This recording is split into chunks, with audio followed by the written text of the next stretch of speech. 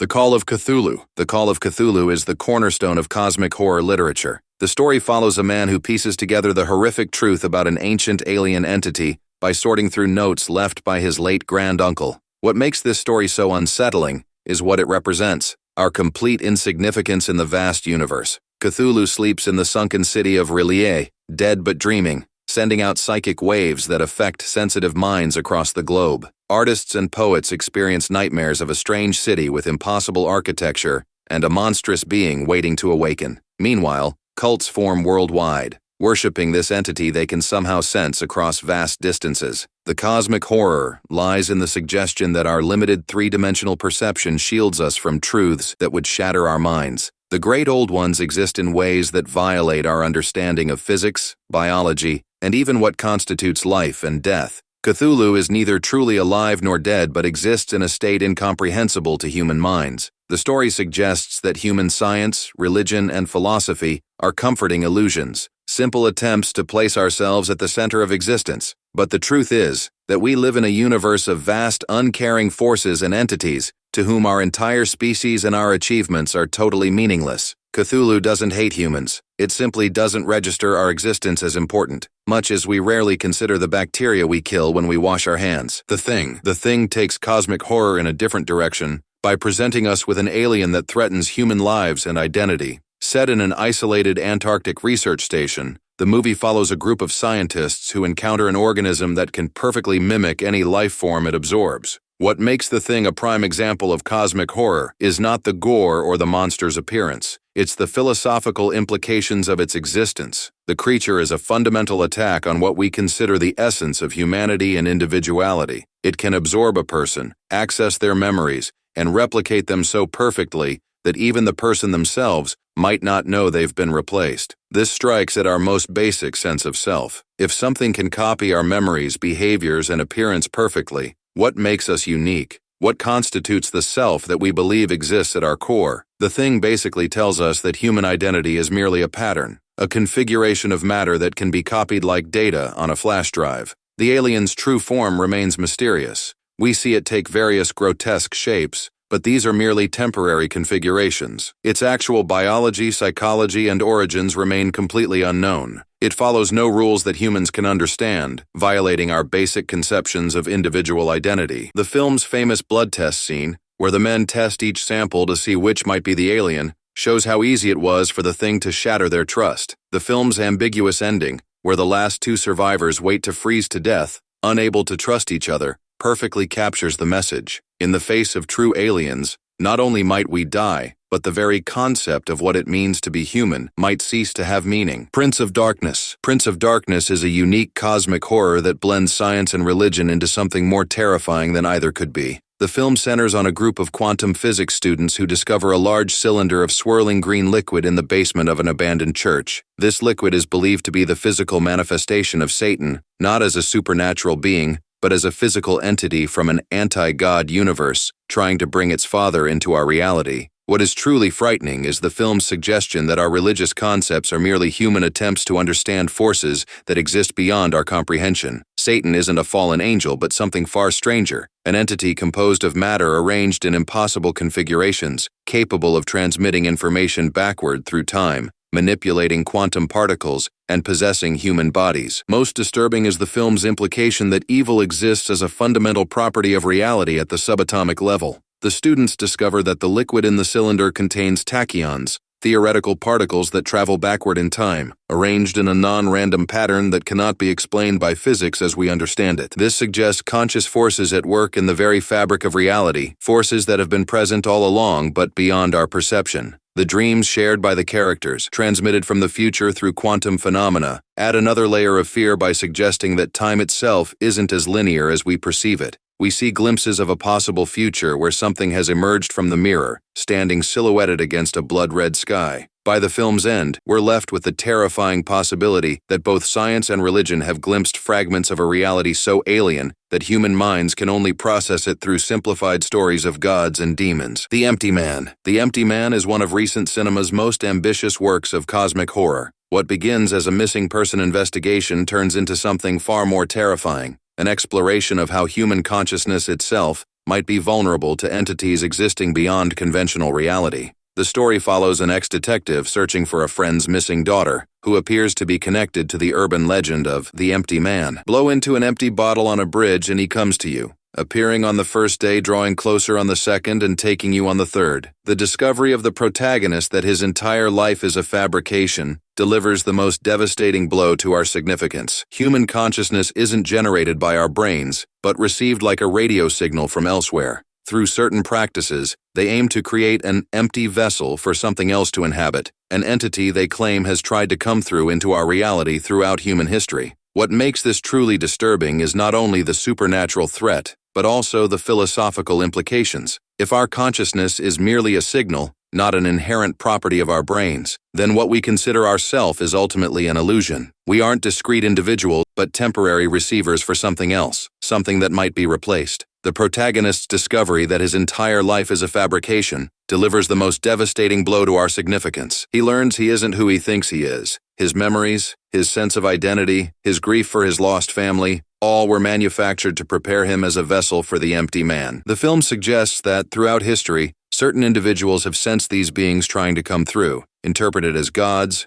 demons, or aliens, depending on the cultural context. These entities exist beyond conventional space and time, perceived by humans only through the limited frameworks our minds can process. The final revelation, that the protagonist himself is the empty man incarnate, delivers the ultimate existential blow. Our identity is revealed as illusion, our agency is self-deception, and our consciousness is merely temporary before something vaster and more alien takes control. The Mist. The Mist is a particularly visceral form of cosmic horror, showing what happens when the thin membrane separating our reality from others tears, allowing entities never meant to exist in our dimension to invade our world. Following a violent thunderstorm, a mysterious mist envelops a small Maine town. A group of townspeople barricade themselves in a supermarket as it becomes clear that something inhuman lurks in the fog. Predatory creatures with impossible biology that defy known evolutionary pathways. The horror stems not just from the deadly creatures but from what they represent. The sudden intrusion of a reality that operates according to rules completely alien to our understanding. The monsters aren't simply dangerous.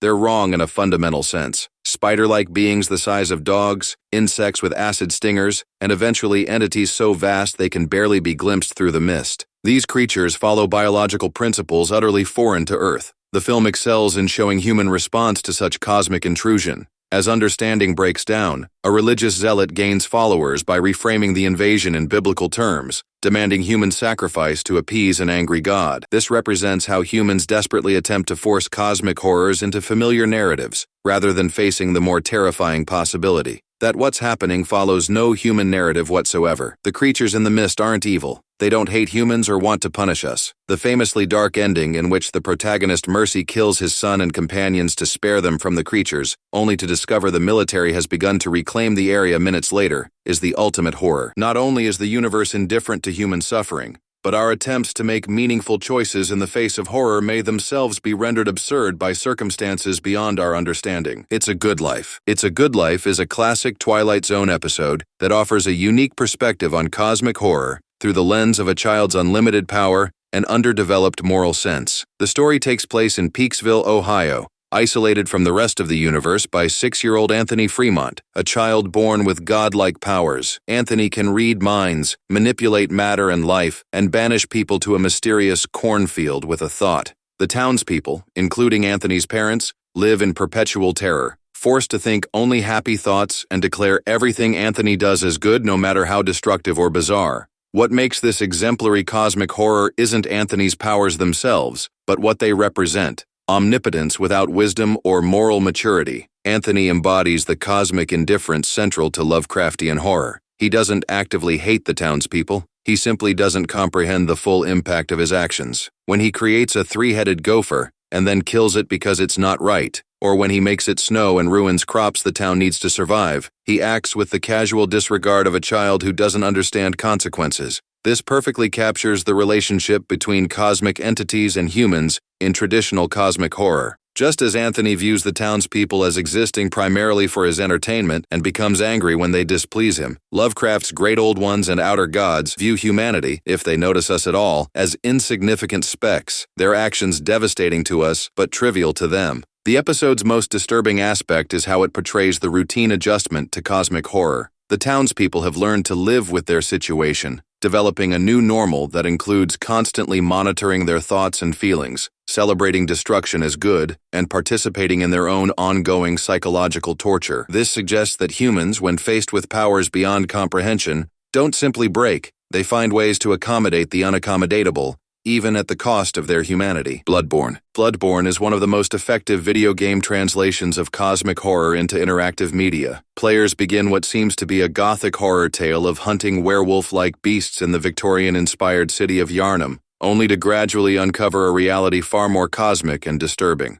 The genius of Bloodborne's storytelling lies in its gradual revelation. Players initially believe they're battling a plague that turns humans into beasts. However, as they progress, they discover the plague stems from humanity's contact with the Great Ones, entities from higher planes of existence whose blood was discovered in ancient labyrinths beneath the city. The Healing Church, Yharnam's main religious institution, used this blood to cure diseases but inadvertently caused the beastly scourge and worse transformations. The horror manifests through the game's concept of insight, a measure of a character's awareness of cosmic truth. As players gain insight by witnessing disturbing realities, they begin to perceive previously invisible entities and details, terrifying creatures clinging to buildings, previously normal enemies performing rituals, and distant singing that drives one mad. This brilliantly represents the core cosmic horror concept that knowledge itself is dangerous. The more you understand about reality's true nature, the more your sanity fractures. Bloodborne's lore shows that human evolution is merely one path among many possible forms of ascension.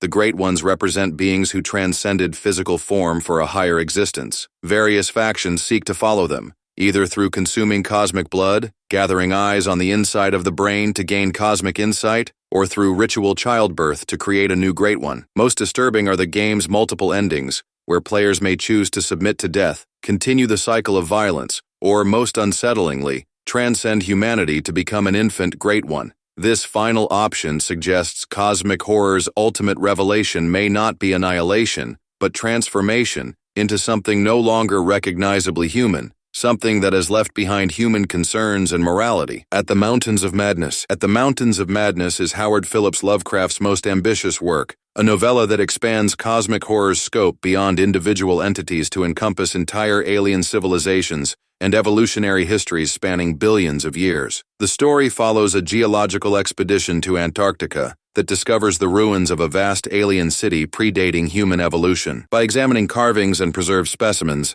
the protagonists discover that the ruins were built by the Elder Things, or Old Ones. These star-spawn entities came to Earth billions of years ago, created all terrestrial life as food and experiments, and built mighty civilizations before being overthrown by their own creations, the Shoggoths. The horror strikes on multiple levels. First, it systematically dismantles human uniqueness. The tale suggests all Earth life, including humans, was created not through divine purpose or natural evolution, but as laboratory experiments by alien scientists. Our very DNA carries the mark of their tampering, our biological processes designed to their specifications. Second, it reveals Earth has hosted civilizations far more advanced than humanity's for billions of years before our emergence. The Elder Things built cities, practiced arts and sciences, and explored the cosmos while our ancestors were still primitive microorganisms. Human civilization, by comparison, is like a child's drawing next to Renaissance masterpieces. Third, and most disturbingly, it suggests that even these mighty Elder Things were themselves vulnerable to cosmic forces beyond their control. They feared entities from elsewhere in the cosmos, particularly the boundless demon Sultan Azathoth. Despite their advanced technology, they ultimately fell to the Shoggoths, artificial servants they created whose evolution they could not control. The story's most terrifying aspect comes when the explorers encounter still living Elder Things and Shoggoths, forcing them to flee not merely in fear, but in existential horror at what their discoveries mean for humanity's place in the universe. The final scenes, where they glimpse something even more alien and incomprehensible beyond the mountains, suggest there are always greater and more alien forces beyond what we've already discovered. What makes cosmic horror so uniquely disturbing? Why does the revelation of our insignificance trigger such psychological distress? The answer is in how it shows our basic human need for meaning. Unlike other animals, we contemplate our own mortality and purpose. If these stories have kept you up at night questioning your place in the universe, you're not alone. Share your thoughts below.